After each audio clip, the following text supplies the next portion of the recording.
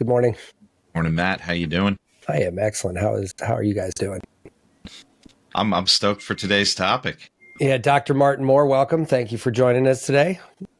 Delighted to be with you guys. Look forward to talking about light. Yeah, and we had a little bit of a technical snafu a minute ago, but we got into it real quick, and I just wanted to kind of loop back to that just before we get really started. But light's a weird topic because a lot of people, when they think of health, they think about supplements and exercise and blah blah blah blah blah. We all know those things, but almost nobody talks about light. And I think it's funny that nobody talks about light because it is quite literally everywhere around us all the time, except for, well, possibly including when we're sleeping. So it is sort of an obscurely overlooked topic. And so important. Yeah. So much of your health is determined by the light you see. Yeah. One of the things I think, in summary, the light you see is important to your health as the food you eat, the water you drink, and the air you breathe. So you've been doing this a minute, 40 years plus. Why do you think in your view, why do you think so many people overlook this? Why aren't we having bigger conversations about light?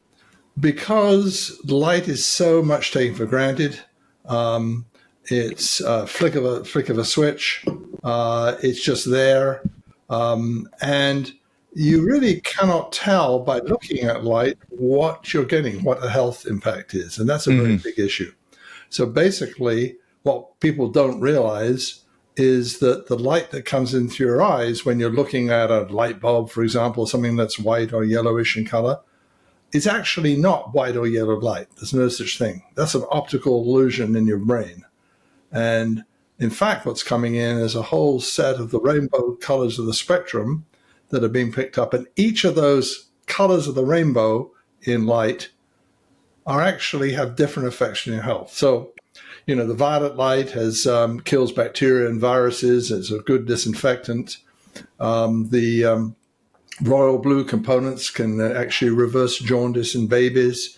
When you get to sky blue light, we'll talk about, because that is the one that resets your circadian clock, governs your sleep, and has a big impact on your health. Green light actually is very effective in curing migraines and other headaches and other issues, reducing pain. Red light heals tissues, scars, wounds heal faster, and so forth. Hair grows.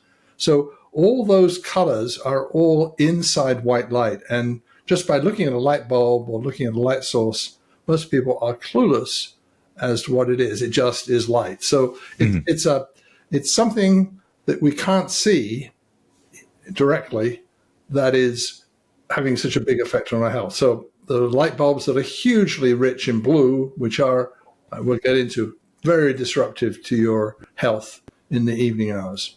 So light bulbs have no blue and, have a much better effect.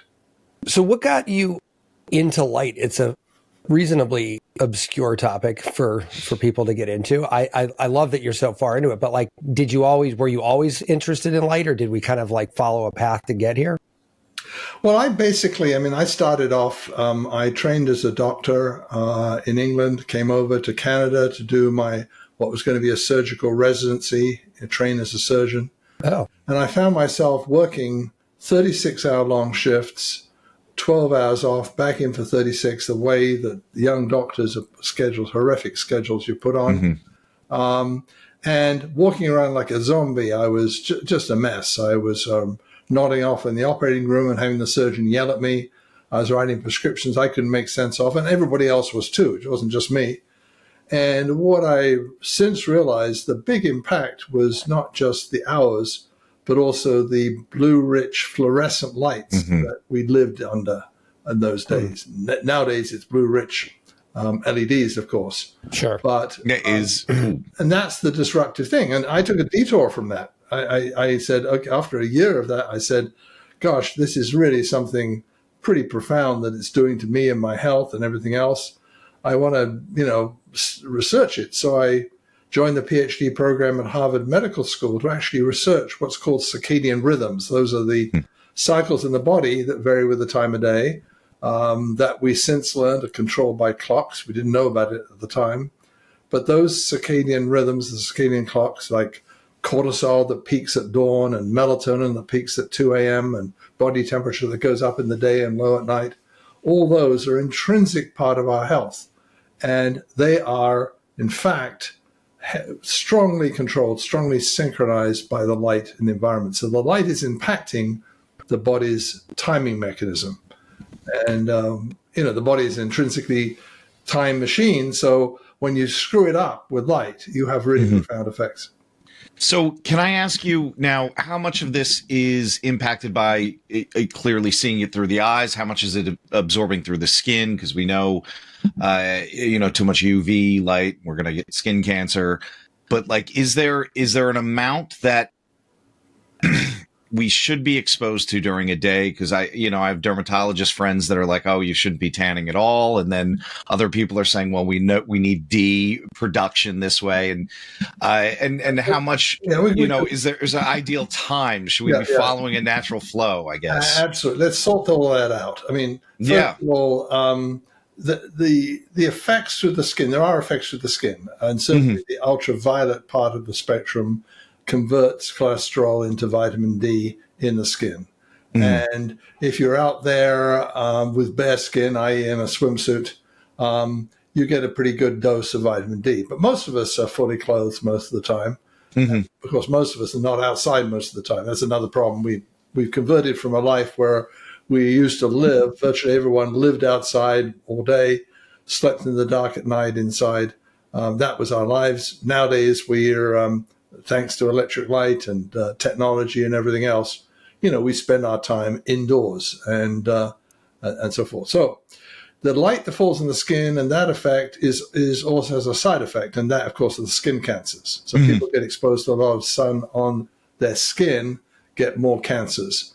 But what's fascinating, and this is actually the first findings were back in the U.S. Navy, where they found the sailors who are out on deck, get exposed to a ton of sunlight, had 8 times more skin cancer, but lived longer than people who were on shore. That's weird. Is that the trade-off, huh? Yeah. And since then, big studies have shown, in fact, there's a big study in Sweden that looked at 29,000 Swedish women, followed over, a dozen years or more. And they measured exactly how much time did they spend outside in the sun, and how, which people spend time always indoors. And the effect was huge. They got the people spending more time outdoors did get more skin cancers. That's true. And this was actually a melanoma study. I mean, they were actually studying. They weren't thinking about the other health effects. Sure. And so it was a nice study in that sense. It was something they didn't expect.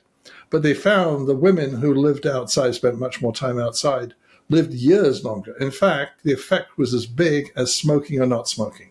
Wow. That size effect. And, so basically now, and that effect is light not on the skin. That is an effect of light through the eyes and having a powerful effect in synchronizing our body and keeping us really in pace with Mother Nature. So it's not really necessarily. It's sort of sunbathing. Like it's not sunbathing. It's more like sun injection. Separated out from sunbathing. Yeah. So you can do it fully. This is something you can enjoy fully clothed. Let's put it that way. Yeah, no, we have a friend actually who posts very, very regularly that his sort of must-have is, what is it? What's Jack saying? 15, 20 minutes of dawn sun right into his retina? Yeah. Like he basically stares at the sun. Yeah. There is some weird kind of sounds a little culty where they, they get outside barefoot and they stare at the sun for the first few minutes in the morning as it's coming over the horizon. Yeah, they've got it half right. Yeah. I feel that could be applied to so many different groups. Well, what's the half they got right, and then let's talk about the half they got right. wrong. I mean, the really fascinating study is it is truly sunlight, daylight in the morning. It doesn't have to be sunlight, by the way, because there's so much light even in a dark, cloudy day, right? There's indoors, we're living under twilight. We're living under 200, 300 lux of light measurement of how bright light is. Sure. Outdoors on a cloudy day, 10,000 lux, right? Hugely much more. The sunny day, of course, it's 50,000, 100,000 lux. right? But you don't have to be tired today. But if you go out in the mornings, and it doesn't have to be at dawn, it doesn't have to be the very first thing, that has a profound effect on your health and well-being, because actually that's when the human circadian clock is most effectively kept in sync. In other words, adjusted. It's like resetting the clock. And big studies now have shown that if you take a group of people who've got, and one of the consequences of light at night and inappropriate light at the wrong time is psychiatric disorders, anxiety, depression is higher, all those PTSD is higher. If you take those patients, and they're so severe, they're the ones that get admitted to hospital, and you have a hospital where half the rooms on one side are facing east and south, so they get the morning sun, and the other half of the rooms of that hospital are facing north and west, so they get no morning sun. The patients admitted to the rooms facing and getting the morning sun, south and east, are actually getting out of hospital, getting out to have their conditions cured, as it were, in half the time. Wow. Get out of hospital in half the time compared to the ones north and west facing rooms. And it's the same doctors, it's the same medication, right. It's the same therapy, same hospital. And that's been repeated several times. So that's one of the things that just shows how powerful that effect of morning light is. And we know from the science that's really the key timing. So when we talk about this, do it first thing in the morning to address your colleagues or friends' view of the world, because if you do it too early, you can actually end up shifting your clock towards Europe, right? And you can get yourself, because it's very sensitive to timing.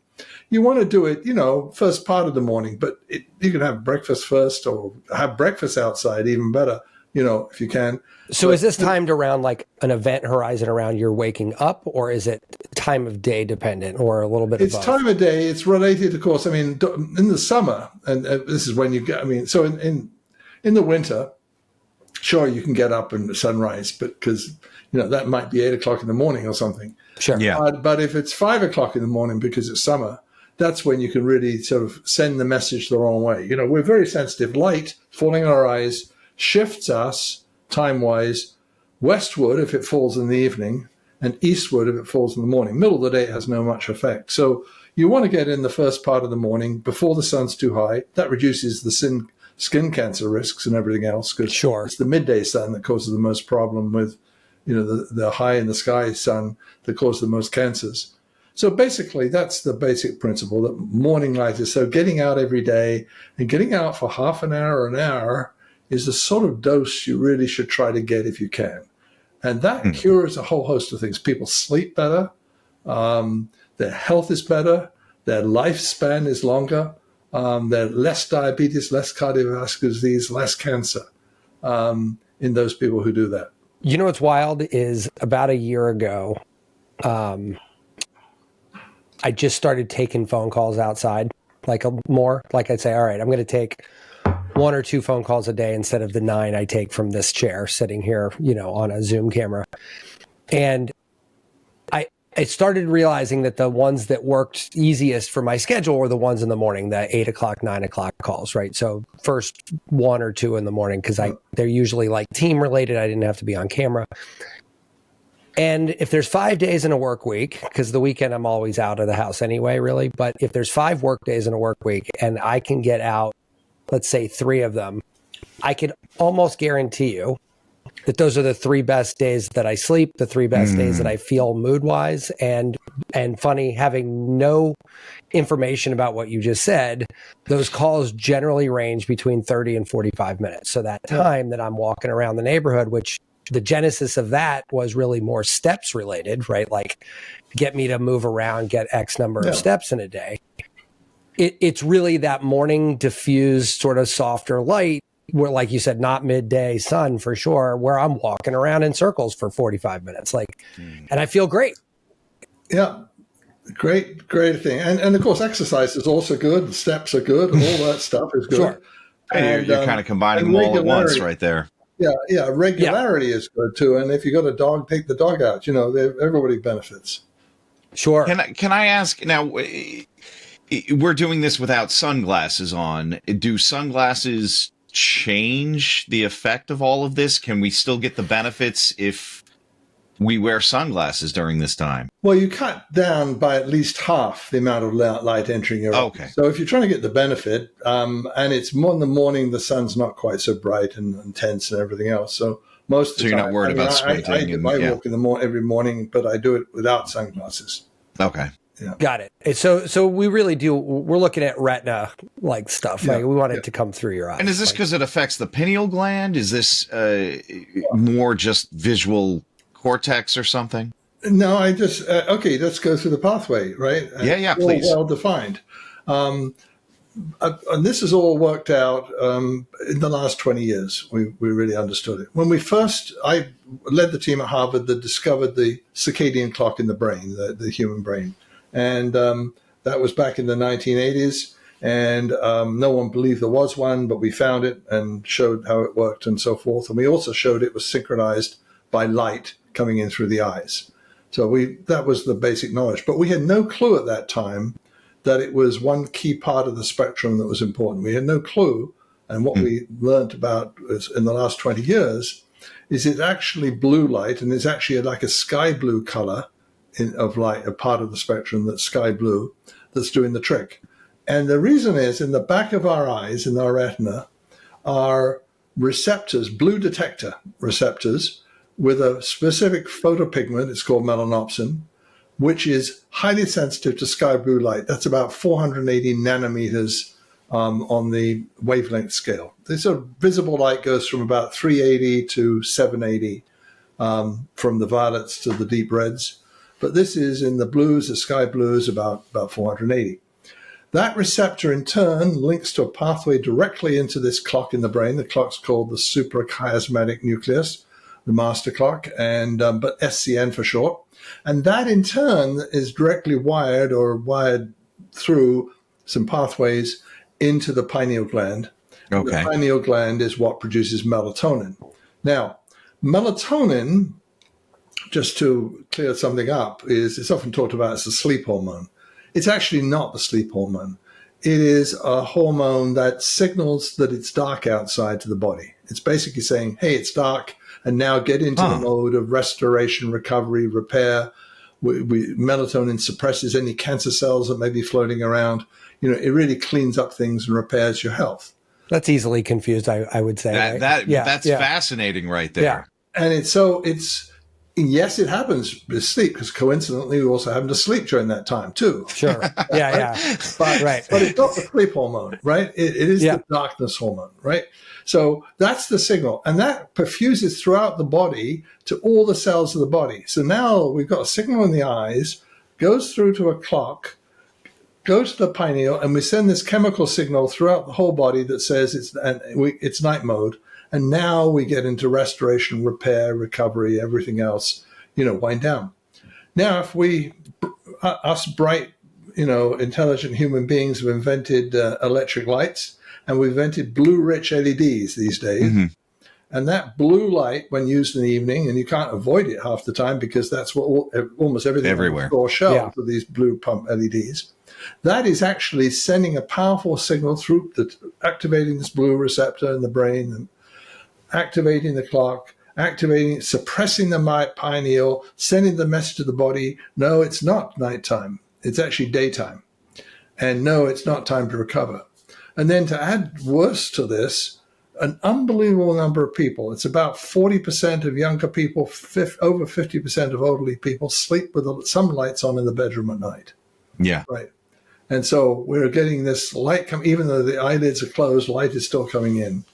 And people who do that, sleeping in the lights on at night, get double the rates of obesity, diabetes, heart disease, and cancers. Now, is that because that melatonin can't clean up, it's not cleaning up Zamboni through it? Yeah, the cells in the body are getting, the immune system is impaired, all sorts of things impaired when our clocks are not working, when you don't have melatonin levels circulating to protect us. And so basically that's what we're doing when we're using blue-rich LED lights, which unfortunately we've been terribly clever at inventing these things because they use less electricity. But the problem is we're doing huge harm to ourselves. So we may be saving the planet, but we're harming ourselves at the same time, which is a pretty crazy solution if you think about it. Would a sleep mask mediate that, or is this where we need to be actually in pitch black? No. A sleep mask would absolutely do it. In other words, a good black sleep mask would do it because it's through the eyes. It's ready. If someone will block that light coming in, yes, you can do it. So, or a room that doesn't have any blue light in it. It can have a little bit of red or orangey light. It's sort of got no blue in it. Actually going back in history, our ancestors, they had the lights. Well, they had wood fires, and then they had candles and all those sort of things. But those contain no blue in them whatsoever. I mean, that's crazy. It's less than 1% of the light is blue, whereas a modern LED is 15, 20% blue. So when I just replaced most of the lights in my house in a big construction project, and I'm wondering, we had the ability to switch the lights. You just cost him another $20,000. Yeah, no. But we set all of our lights that we sleep in. Those rooms are set to 3,200 Kelvin, where there's two other settings where we can go to 4,500 or 6,000 Kelvin. So like my office, for example, is set at 4,500, I think. So it's because I work in here, right? So I actually, in my mind, and I'm curious where I was going with this, is like, was this a logical train that I rode here? But in my office where I want to be more awake, I up the Kelvin to a little bit more of a daylight spectrum, and where I knew I was only sleeping, I down click that to more of that incandescent, less blue. Is that just bullshit? Is there still a bunch of blue in that? Do you want me to gloss over it or give you the truth here? No, give me the truth. No. Listen, do it. Give us the truth. I'm actually thought I was doing a good thing, but like now I'm like, fuck. We're just messing ourselves up because we know enough to be dangerous. You have good intent, right? First of all, you get a star for good intent, but unfortunately, CCT or Kelvin, right? That's color temperature, is a rather poorly correlated with the blue, right? In other words, you're doing something. I mean, you may be bringing it down from 50% blue to maybe 8 or 10% blue. But you've still got a ton of blue in there, even though you can't see it, in a light that's 27 or 30 or 3,000 Kelvin. There are lights now that have zero blue in them, right? Way less than 1% blue. And those are lights that can be, but it's independent of Kelvin. In other words, we can engineer lights. We look at the percent blue content as the measure. How much of this blue does it have? And so lights that have less than 2% blue are safe to use in the evenings. Lights that have more than 20% blue, ideally what you want to do during the day. And basically the color temperature is a bit of a placebo, right? I mean, that's what the Apple night shift did and other people did, right? They changed. So we're not getting any benefit from making our screen completely yellow or... Because, in fact, you can change the color independently of the blue content, right? That's the thing. It's basically, we started looking into this because we're trying to figure out how to do it. And we realized that we could actually have lights that have the same color temperature, the same Kelvin, right? And around 3,500 Kelvin lights that one had 20% blue, the other had 2% blue, right? So basically, it's the blue content that matters to these lights. But I can see visually that's going to look the same to us. Yeah, no, the light with they get yellower as you go down the Kelvin. Now, at the extreme end of the range, you're okay. So if you can tolerate a yellow orange light, and it's less than 2,000 Kelvin, it's like 1,900 Kelvin, then it's got very little blue in it. That will have very little blue. Similarly, if you want to get a large amount of blue, more than 20% blue, you either go up to about 6,000 Kelvin. But it's harsh bluish light. It's brutal, man. Pretty uncomfortable. When I shift mine to 6,000, it's torture. Our target was to say, let's do this and stay in the normal range. Let's stay in the range of comfort, which is between 3,000 and 4,000 Kelvin, if people just given a choice of what the color of the light is. So the color of the visible light is not the same as the blue content.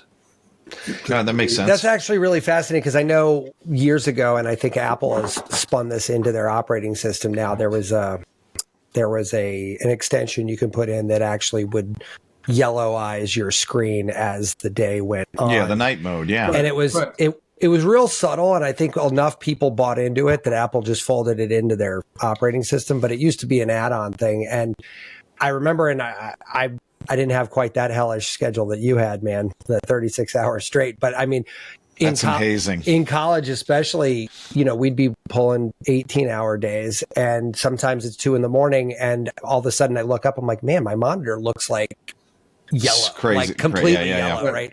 And I kind of thought for years that that was doing if I have to be here, that at least I'm not getting any blue light. Seems like maybe that might not even have been true. Now, there's another solution, of course. We talked about, changing the light. You can change the lights, change the screens, and there are now computer screens. There's a Kickstarter coming out next month, actually, on screens that are controlling white screens all the time, but they're either got lots of blue in them or no blue, and they change automatically time of day. So that's coming out. But also there is blue blocking glasses. But again, buyer beware. That was going to be the next thing I was going to ask you. Right. Okay.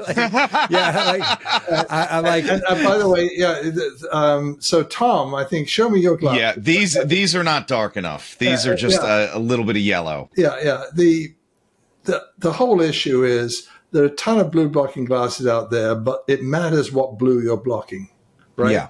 So if you're blocking just many of the blue blocking glasses, including the things that the opticians put, they put this blue tint thing on your lens and like a film, an extra $200 for it, right?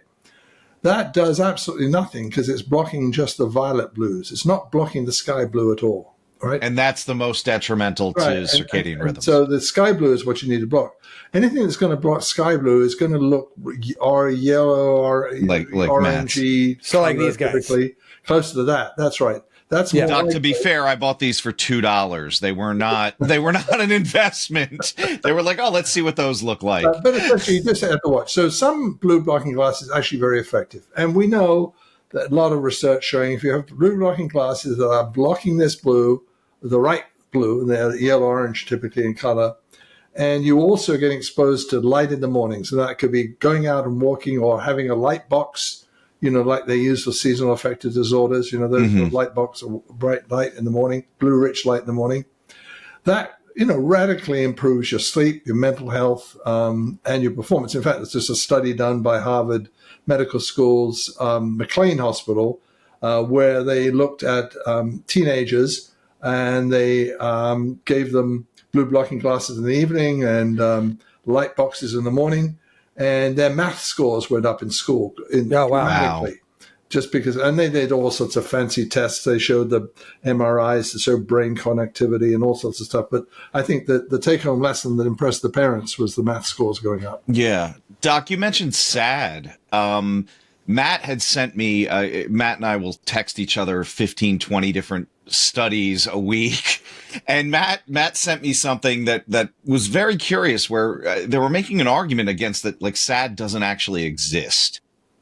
They were saying that has become a junk diagnosis. Well, and I just to add to that, I think in the wintertime, which is where I do most of my red light therapy, I tend to not really want it in the summertime. So I haven't done red light since it's a seasonal thing, basically. Yeah, like I do it in the wintertime, and I'll tell you. It relates to short days and long nights, right? That's and we have the 640, 820 panels. So every other bulb is 640 or 820. Is ultraviolet. And there's certainly, like everything, there is a range. There's some people who, may complain a lot and don't have it, but there are some people who seriously do have significant depressive disorders that are very seasonal. And those mine's not significant, but the light in the mornings makes a big impact, and a lot of it's to do with the disruption of these circadian clocks that's behind the thing. Well, I wouldn't say mine's extreme, but doing those red light panels in the morning, in the wintertime, I absolutely swear by, just because it really puts me in like the right space. Now, I always kind of chalked it up to there's a good chance this is just placebo, but now I'm like, well, maybe not as much. Would you suggest for people that may be sensitive, especially in the winter, like you said, I know some people that have put light boxes and they're getting the blues in their bathroom. So when they're getting ready for work or they're getting, if they can't get outside for that half an hour, 45 minutes, is that a decent solution? Can you get by with just some fluorescence in the bathroom? You can, yes. I mean, I think that's a smart way to do it. Make it, because people, buy a box, you have to sit in there. Well, that's a pain. You might as well put it in a place where you're going to be anyway in the mornings. And so that's a pretty smart way to thinking about it.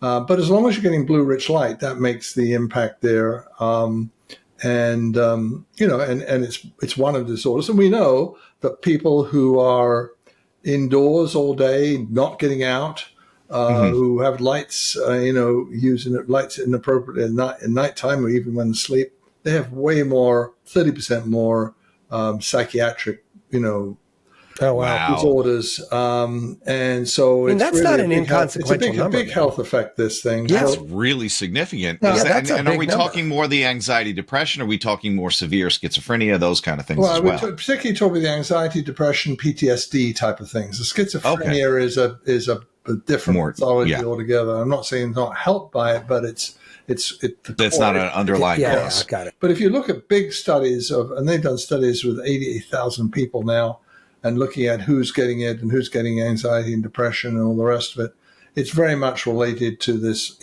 how much light do you get during the daytime, as opposed to too little, and how if you get too much light during the nighttime, and it's very much that way. So it's pretty well demonstrated. And as I say, I taught these studies are really showing that light is a pollutant, and particularly the blue in light, is like an environmental pollutant when it's used at the wrong time. But it's unlike other environmental pollutants.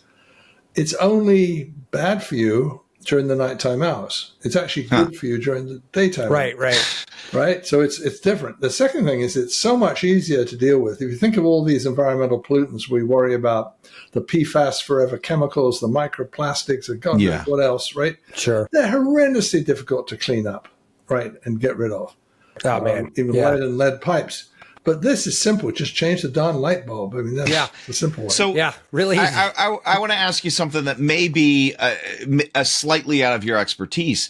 When we see things like urban glow, and we see like cities that are that bright, do they have an impact on the surrounding environment, say plants, animals? I mean, can you speak to that? Is that a little... No, that's a huge impact. No, the impact, I mean, a major city can be seen the lights can be seen 50 miles away, right? So it has a huge impact. It has a big impact on flora and fauna life, everything throughout the food chain. Grasses don't grow, insects don't flourish, birds don't, So the number of songbirds, has gone down by 80% since we introduced the street lights and all the heavy outdoor lights. There is big impacts on, turtles heading in the wrong egg hatching and heading in the wrong direction because of lights, birds flying into windows, and all the rest of it.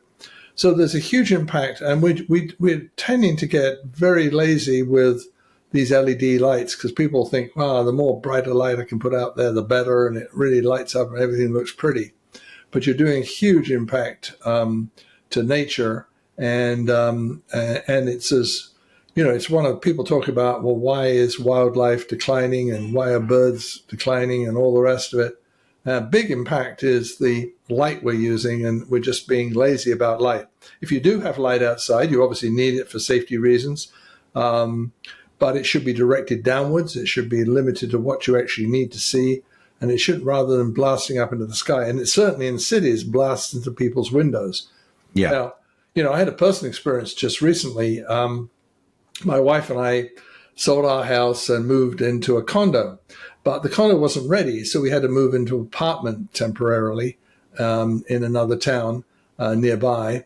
And this apartment building had floodlights coming in from the windows, and not worse, it had blinds, slatted blinds, as opposed to solid drape. Blackout curtains. So we went through a period where we always slept in the dark at night, with really light brine-proof curtains. to a time when we had, quite a lot of light peeking in. Whatever you did, it was very hard to control. To a time now, I'm back, and now we're in our condo, and we've got blind-proof curtains again. So, and guess what? My weight started. I mean, I've gained 5 pounds of weight from doing nothing else other than just being. And that's crazy. Not random, Wow. because we know the science. What happens is people get more hungry, they get pre-diabetic, all sorts of things, just when you get exposed to blue-rich light. And they did it to sort of light up the buildings, and there's some commercial properties nearby that had security lights on and all the rest. But that's one of the big problems. And when people put street lights and security lights, they're typically, bright blue-rich, high Kelvin lights these days. And there's a big move now, and some communities have banned it, banned these lights. In fact, in Hawaii and Maui, they've got a ban that you can't use blue-rich lights at all. In fact, you have lights that got no blue in them whatsoever is required for outside lighting. So you can still light, but basically this is a disruptive effect. So yes, it's a big effect. And there are 8.7 million other species on this planet other than humans. Yeah. There are. I feel like we don't care about any of them. We don't care about them. Right? Nobody's heard of any of them. And yet, that's part of, and indoors, we got a right to determine what our lighting environments indoors. I don't care if the lights I choose for me harm cockroaches, In your house, yes. Right? Yeah, I lived in New York City for 10 years. I got news for you. Those fucking bugs, they'll They'll outlast us all. They're not worried about a little blue light. Let me tell you that. Like those guys are prolific. But here's a question for you, man. Let's talk about the other side of this. I mean, there's tons of people that listen here, and I know I'm guilty of this too. Melatonin supplement. Can I biohack this thing and say, forget it. I'll dump all the blue light I want in here, and I'll just chug some 2 grams of melatonin at night and call it a day? Like, what is I'm just curious. Like, do you know anything about how that affects? That's one of the most unregulated substances out there. And studies have shown the pills that may contain no melatonin whatsoever, or may have doses that are 10 or 100 times higher than listed. So it's like, and because it's a natural occurring substance, the FDA has never regulated. Words, yeah, right. And besides, it's really not the whole problem, because melatonin is a signal, but it's only part of the signal. In other words, I simplified matters, just not make it too complicated. But when that blue light hits the detectors of the eye, goes into the suprachiasmatic nucleus, it's not only en route to the pineal that's the message. The message is out through other pathways too. So you're only affecting one of multiple pathways that are involved in this thing. I kept it simple just to talk about. So it's incomplete at best, really, to say just fix it. So basically, no, you're not really. You might do a little bit of good, but it's pretty tricky because you don't know what the hell you're taking. Well, and when I do go down these rabbit holes, and I know this is somewhat of a luxury because of the cost side of it, but I do try to at least be smart about that side. So, they don't help us on the show or anything, but I use a lot of Thorne products because I know third-party tested supplements and things like that. Companies like Thorne just tend to go that extra mile and make sure that it is kind of what so they say. You get what you're paying for, kind of but thing. But you definitely paying 2x for that same thing, but at least that component of it anyway. Theoretically, it is theoretically better. But I am curious. It doesn't solve the whole problem. Much simpler to deal with your lighting environment. Yeah, right? for sure. In other words, get your lights right, and you don't have to worry about it. Mother Nature will take care of the rest. And it seems like a hell of a lot cheaper too. And a long-term solution rather than having to. Take a pill every time before bed or something. Right. I mean, so basically, people go and look at light bulbs, right? And they get these, here are 2 light bulbs here, right? And one of them is rich in blue and the other's got no blue in it. And you can't tell the difference. The average person can't tell the difference looking at these 2 things, right?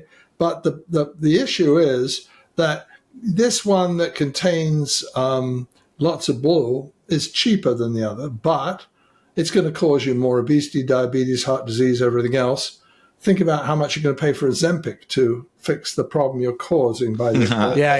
Yeah. Yeah, it's 600 a month, 800. We've got an Ozempic doctor coming on in the future. Right. He's a plastic surgeon that specializes in the GLPs. Right.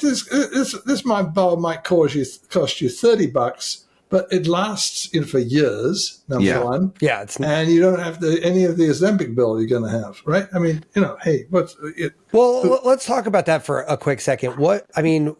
Practical wise, where do I find these bulbs if I wanted to, or I mean, are these like Home Depot? Is this a trip to the hardware or is this store, like or is this an an order online from order? some foofy store online? So the bulbs are now coming out. I was involved in the research over the last 10 years, really identifying the exact spectrum that work and doing all the medical research to prove it, right? In other words, we can reverse the diabetic effect, reverse all sorts of disruptive melatonin effects and everything else. And now license that out, and it's now being produced. So one of the companies that's producing is a company called Sora, Soraa. Okay. You can buy them. You can buy them online in an Amazon store.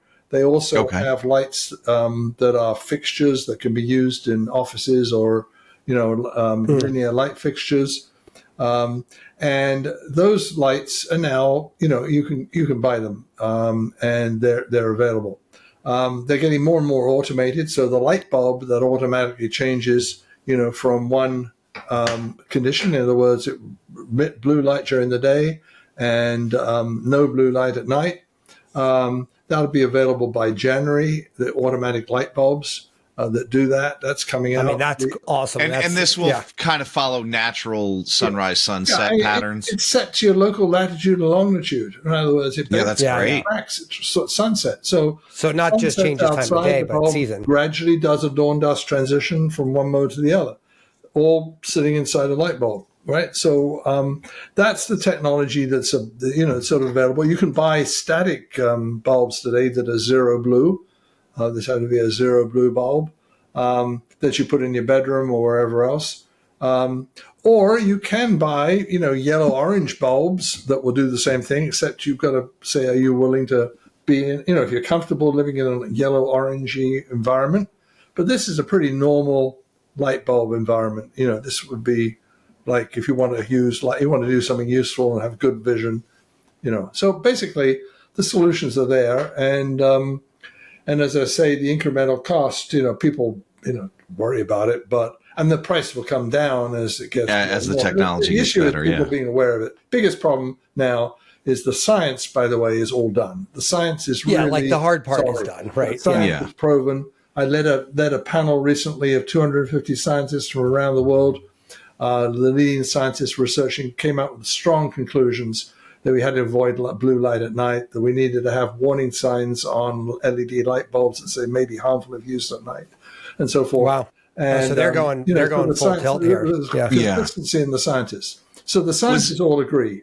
The trouble is they just speak to each other, and most people don't know what the scientists are saying. Not to get too nerdy here, but I'm making a wild guess here, but a light bulb that automatically changes, I suspect that there's got to be some kind of Wi-Fi or Bluetooth chip in there to do that. Now he's worried about EMF fields. Well, I'm curious. Do we trade one poison for another? I'm just curious. I mean, that's where my head goes. There are some that actually have a control board inside the fixture that actually has a clock and does the whole thing, right? So there's no Wi-Fi. The others that are linked to Matter or one of the standard protocols you have sitting around your house anyway. Yeah. Right. To any device that operates with the Matter protocols.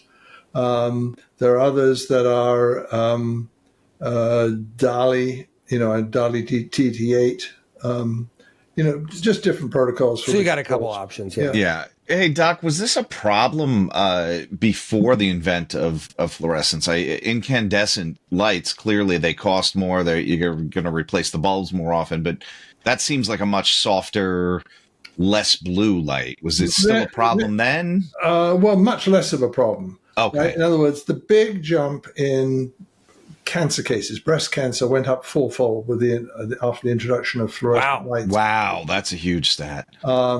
The women who never seen electric light rarely get breast cancer, 20 cases per 100,000. Women who see a lot of electric light in modern society, 100 and 120 cases per that's like an order of magnitude up, right? Yeah, I mean, that's a like huge jump up. Yeah. We know blind women don't get breast cancer, so it's coming in through the eyes. Whoa. right? So That's they get the same crazy. chemicals in the environment and everything else.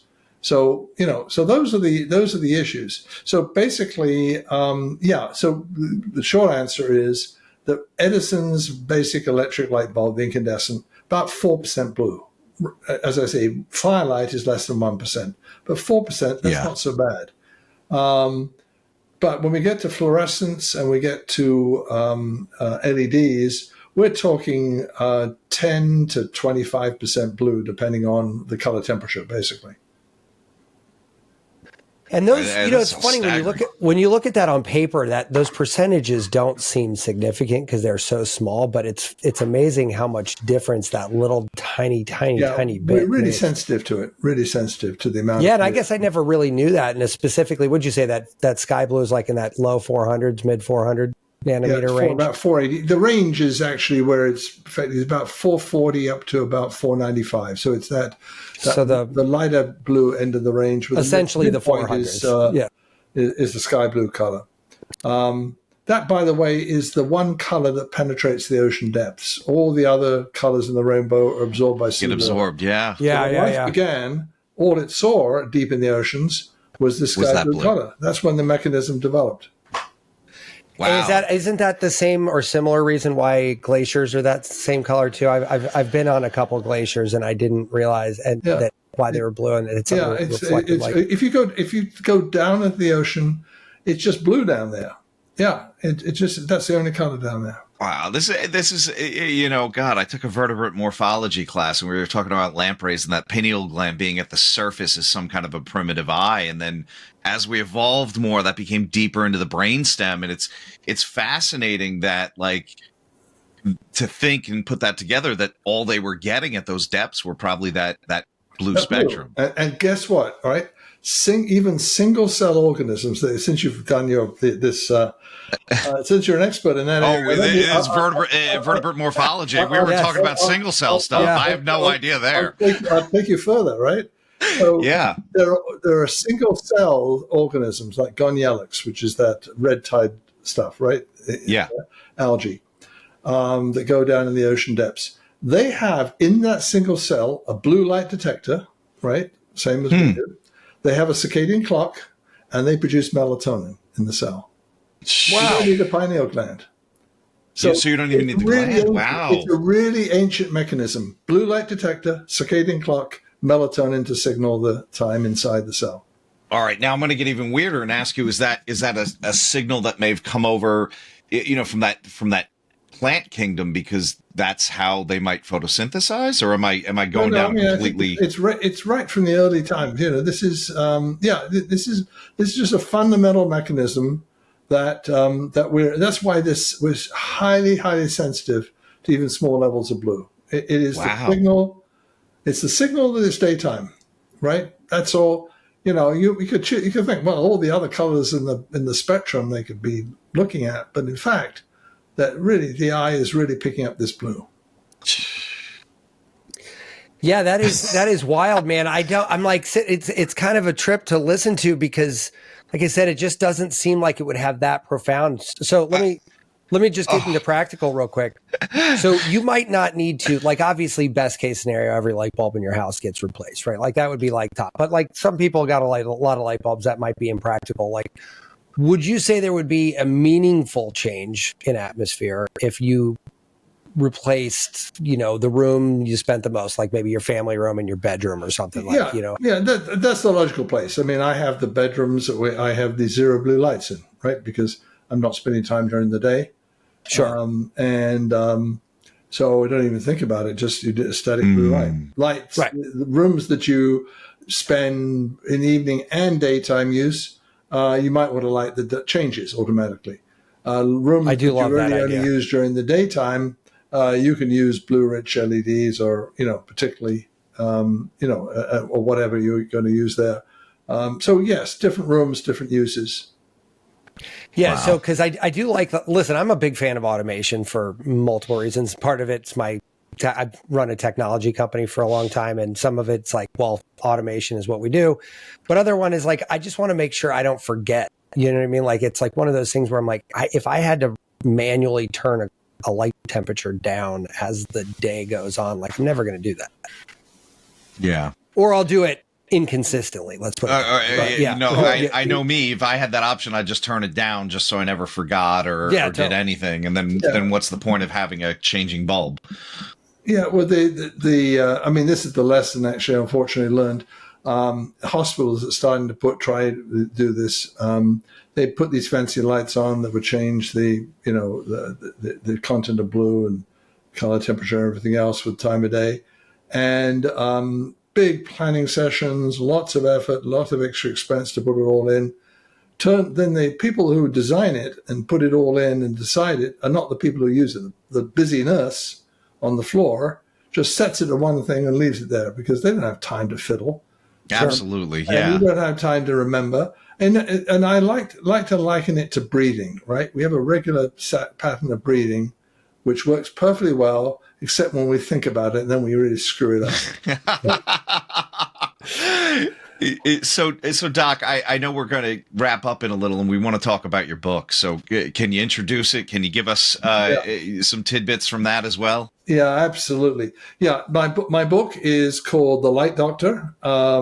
It's just out, and it is a book that is aimed to actually have conversations like we're having now, at the level we're having now, to explain this science. So the science is done, but the problem is people just don't know what it is. So it's out there. It's an Amazon bestseller. It's doing very well, but it really aims to do that. So it tells you about all the issues to do the light, the whys.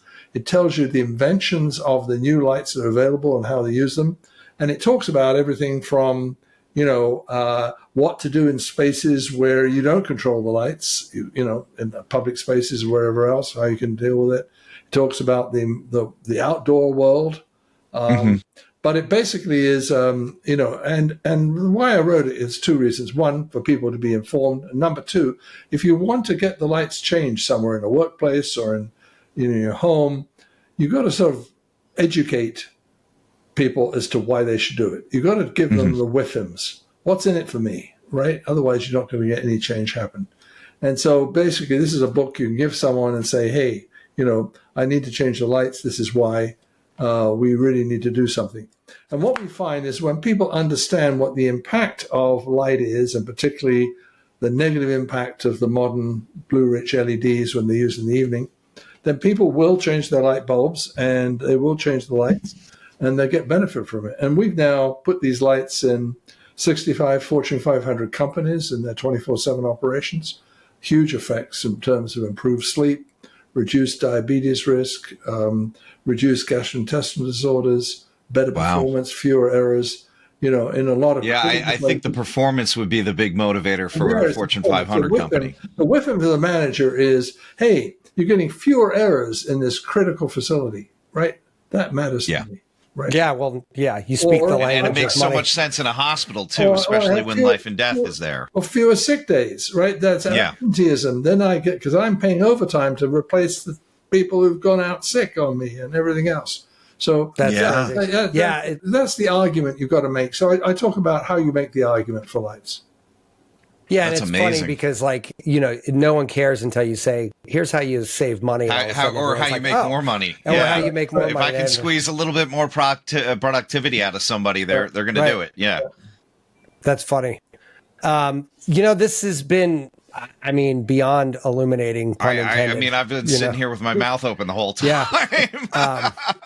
It is crazy because like you said, it's really kind of an easy hack, right? You just change the light bulb. Yeah, it's not rocket science. It's pretty simple. It just, you've got to understand why and understand where to find it, how to do it. So last question I have on the physical side, I just did a quick Google search just for curiosity. There's a lot of companies when you do, low blue light LEDs. Are there some sort of watchwords or sort of language that sort of marketing parlance that sort of disguises this as useful when it's in fact not useful? Is there anything you can look out for? Well, it's not just a color temperature thing. So if it's, unless the color temperature, as I say, you get serious about color temperature, getting down below 2000 at night. Those lights, so you can buy, that's safe if you're buying less than 2000 Kelvin color temperature. Otherwise, look for what % blue content it is. And you really want that like under 1%. Ideally, less than 2%. Yeah. Ideally less than 2%. Blue. Get it down. If you can get it down to firelight levels of blue, that's really where you want to be. Because in the old days, we had firelight and it had no problems whatsoever. Sure. Cool, man. Well, this has been really awesome. That was like a lot mind blowing. Yeah. And it's a lot to unpack. I can't wait to kind of rewatch the show and kind of take some more notes. And one more plug. You've got a website called circadianlight.org where you can actually find where lights are, where screens are, where fixtures are, and if you want to start a healthy lighting campaign in your neighborhood or with your workplace, how to do it. Oh, that's awesome. Yeah. What was that URL again? Circadianlight.org. I love it. Yeah, you beat me to the URL question, so thank you for doing that. Yeah, usually we ask so our AI can strip where it we out. Can find you and all that. Yeah, where stuff. we can find you and all that neat stuff. So I'll still ask you that in case you forgot any, but yeah, thank you for that. Is that the best place to find you, or? Well, that's a place to get the basic information. The book is available on Amazon. That's the easiest place to find it. Awesome. And it's called The Light Doctor. Those are the most easy places. Wow. Thank you so much. Yeah, Dr. Martin, that was amazing stuff. Thank you so much. Give me a ton to think about. And Matt's got a shopping list. I know. I got an Amazon cart building. Meanwhile, I'm going to get eye masks and some cheap blue blockers and call it a day. Yeah. So much of this is for my kids, right? They don't care about any of this stuff. But I'm like, look, we are the guiders of what our kids do. So I guide what they eat. I guide what light bulbs are in their room. And I'm like, if I can just swap out, 4 light bulbs in my kids' rooms, they're not even going to notice. That's right. And it's just, why not? Right? It just seems silly. Especially those math scores. My son's not all that bright in math. And so this might, maybe we could pull him maybe it's the light. Maybe the light is the issue. Yeah. Right? Yeah. Listen, I'll take every edge I can get with that one. Right. It's not that he's not bright. It's just he's not super motivated, but I'm like, listen, if I can cut a corner here or get a little edge out over there, absolutely. I'm going to take every advantage I can take. Well, who wouldn't? It's such a simple fix. It really is embarrassingly simple to do. So you're kind of like, all right, well, I'm kind of the problem if I don't just swap out 4 light bulbs, right? Cool, man. Well, listen, guys, thank you again so much for this. This is great. It's a great way to head into the weekend. So yeah. Well, Matt, Tom, thank you. Appreciate it. Bet. Thank you for being on. Have a wonderful weekend. Be subversive, irreverent. Health is wealth, but you knew that. Everybody knows that. But so is following us on social media at Irreverent Health. And check out our website for more exclusive content at irreverenthealth.com. Oh, I like this. Thanks for tuning into this episode of Irreverent Health.